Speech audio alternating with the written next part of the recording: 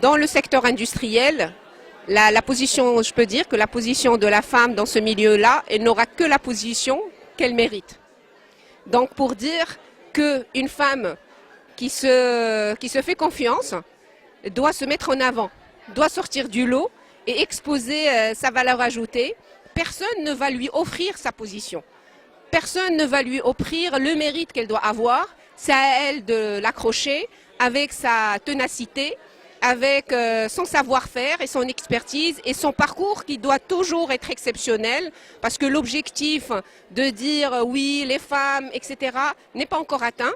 Donc ce qu'il faut faire, c'est que les femmes, ils doivent toujours vraiment jouer ce rôle vraiment de leader dans tout, que ce soit au niveau professionnel ou au niveau personnel.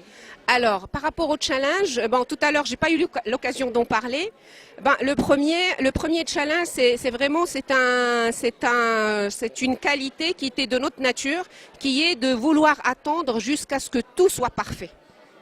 Alors pour moi, ça peut être un obstacle dans la vie d'une femme leader dans l'industrie. Pourquoi? Parce que il faut pas.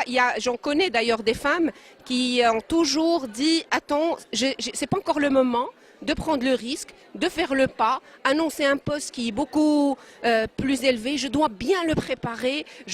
Non, ça, il faut vraiment savoir prendre les choses en main, pousser les limites et on ne doit pas attendre jusqu'à ce que tout soit parfait.